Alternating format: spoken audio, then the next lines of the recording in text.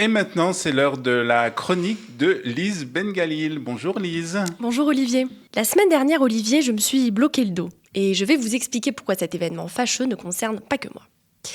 Alors déjà, c'est pas que je me suis bloqué le dos à l'issue d'un triple salto arrière, non, mon dos s'est bloqué parce que j'ai éternué. Voilà. Bon, c'est tellement affligeant que c'en est presque spectaculaire, mais enfin passons, je me suis demandé quelles pouvaient être les causes souterraines de cette stupéfiante crispation musculaire. Alors, tenez-vous bien, il paraît que se bloquer le dos, c'est d'en avoir plein le dos. Et oui, la langue française est bien faite, Olivier. Alors, de quoi en ai-je plein le dos, vous demandez-vous avec ardeur?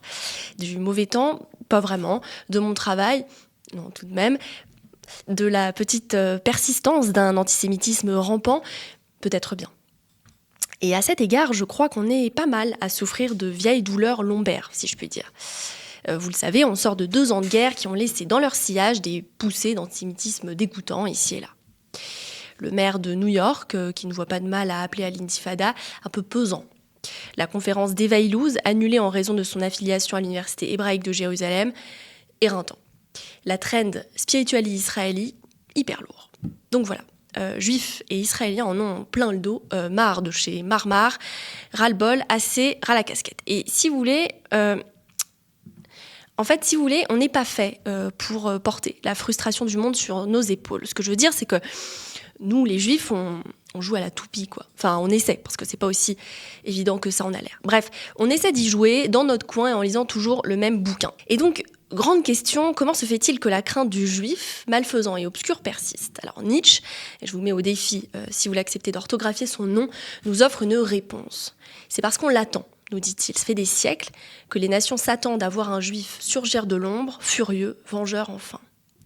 Et ce qui, d'après lui, crée la panique, ce n'est pas la vengeance, c'est l'absence de vengeance.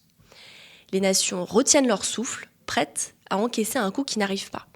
En fait, si on était vraiment les chefs de guerre assoiffés de sang que les nations croient voir venir, si, comme certains le disent, on se vengeait, et notamment sur Gaza, si tout ça était vrai, eh bien ce serait le soulagement général. La menace s'exécutant enfin, les juifs, vengeurs et vengés, les juifs, de sales types comme les autres, merci, au revoir, à faire classer, fin de l'histoire. Le truc, c'est que ce n'est pas le cas. Et donc, c'est l'incompréhension, la panique, le grand délire.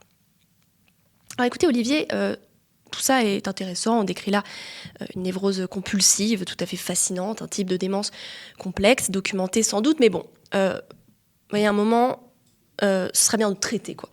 Donc, avis aux antisémites hagards et angoissés, en échange du numéro d'un bon kiné, moi je peux vous filer celui d'un excellent psychiatre.